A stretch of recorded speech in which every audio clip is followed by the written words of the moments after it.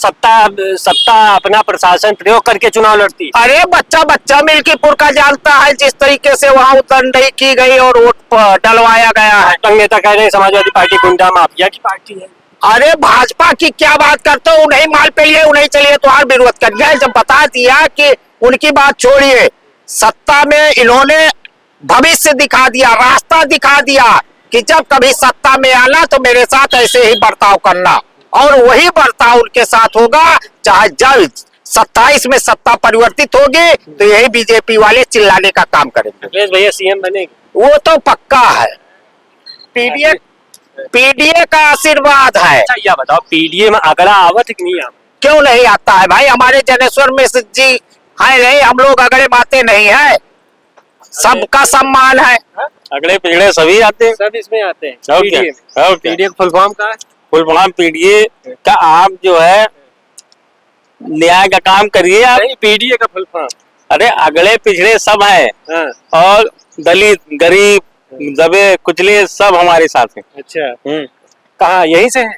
मैं लखनऊ से हूँ। लखनऊ से। क्या लगता है सरकार आपकी बदलेगी या नहीं? सरकार हमें पूरी उम्मीद लग रही है कि बदलेगी, क्यों नहीं भैया। यार पीडीए बहुत चर्चा है, पीडीए है का? अरे जनता की ये सब लापरवाही है क्या? जनता की लापरवाही पीडीए और क्या? क्या कह जनता की लापरवाही? नहीं जनता की लापरवाही नहीं है, जनता बदलाव चाहती है। ये तो कह जनता की लापरवाही, ये नहीं, जनता बदलाव चाहती है। जनता बदलाव चाहती है और क्या? लापरवाही नहीं ना, लापरवाही नहीं है। देखो नहीं, ये सब ऐसे अरे ये निक्की का बात मानो, हम बता रहे जो हमारी बात सुनो। जनता चाह रही है कि पीडीए की सरकार भाई यहाँ से लेके केंद्र तक, यूपी से लेके केंद्र तक सरकार बनेगी। और सबर रखिए, आप लोग मीडिया है, आप लोग तो सब तरफ जाते आते हैं, ये देख लेना दूध का दूध पानी के पानी हो जाएगी। चलो ठीक है, पीडीए मान लिए, लेकिन जिस तरीके से लगातार आरोप लगता है प्रशासन पर कि प्रशासन का प्रयोग करके जीत ले, फिर कौन ने जीत लिया? देखिए एक बात बताएं, यदि आप यूपी से लेके केंद्र तक आपकी व्यवस्था है तो कहीं ना कहीं थोड़ा बहुत तो गड़बड़ सरकार करती है, एक साथ नहीं है।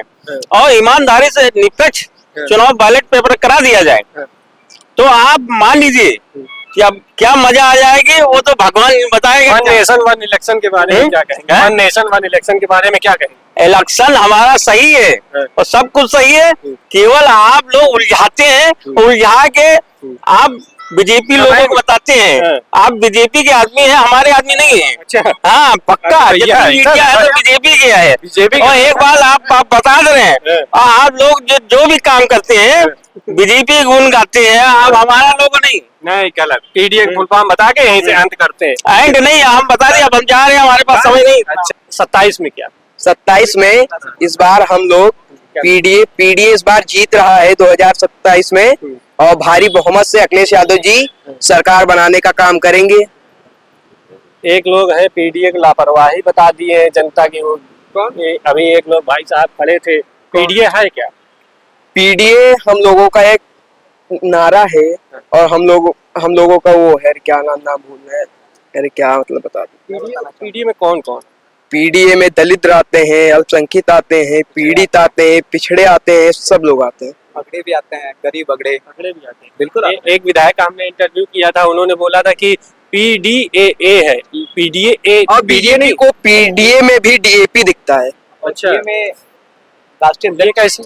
पीडीए में डीएपी नहीं, जो डीएपी आती है वो बीजेपी वालों को उसमें पीडीए वो इधर उधर करके डीएपी बोल दिए। डीएपी से 5 किलो का अनाज चोरी किया गया। और जैसे पहले 50 किलो यूरिया आती थी, अब 45 किलो आ रही है। हर जगह पे और सबसे ज्यादा किसानों को परेशानी है। जैसे गन्ना बोते हैं, हम भी एक किसान फैमिली से आते हैं, हमारे पिता जिला बहराइच, विधानसभा कैसरगंज, गांव मूसेपुर। ये बताइए, समाजवादी पार्टी बन तो जाएगी, लेकिन किसानों के लिए और युवाओं के लिए सबसे पहले काम कौन सा? हमारा वीडियो बनाओ क्या? सबसे पहले काम कौन सा रहेगा किसानों के लिए? सबसे पहले किसानों के लिए हो सकता है, हम क्या बताएं, हमारे बड़े नेता किसानों के लिए बहुत कुछ करेंगे। अभी समय आने पे ऐसा सरकार बनेगी युवाओं के लिए। राजनीति में आ रहे हैं धीरे धीरे? नहीं, भैया का खाली आए थे आशीर्वाद, चाचा से भी मिल लिए हैं और प्रदेश अध्यक्ष जी से भी खाली आशीर्वाद लेने के लिए आए हैं।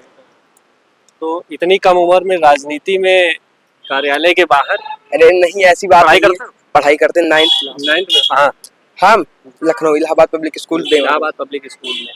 तो आज भैया से आशीर्वाद लिए? भैया नहीं है, चाचा जी से मैंने ले लिया है, वो अपना आशीर्वाद मुझको दे दीजिए। बिल्कुल। 27 में भैया आ रहे? आएंगे आएंगे भैया आएंगे। हमारी जनता इस बार मूड बना चुकी है। लेकिन उपचुनाव में देखा गया तो काफी हार मिली अखिलेश यादव। अखिलेश यादव, जिसका सत्ता रहता है उसी का उपचुनाव रहता है।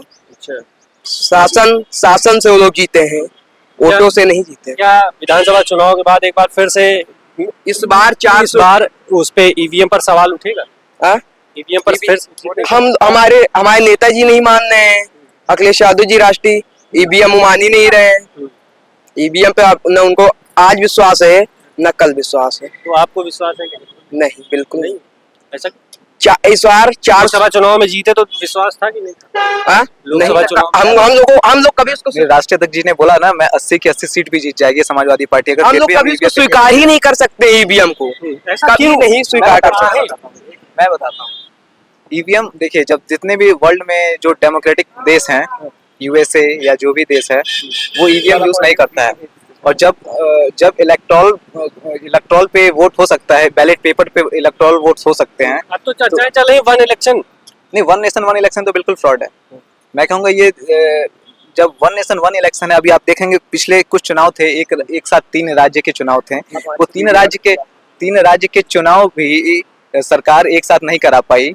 तो अभी हमारा देखे होंगे उपचुनाव भी 10 सीटों नहीं करा पाए एक साथ। वो डर के बिल्कीपुर बाद में कराया उन्होंने, बाकी था तो कोई मामला था उनका उसी वजह से। वो तो किया जा सकता था, बाद में हो गया वो सेटल, ठीक है।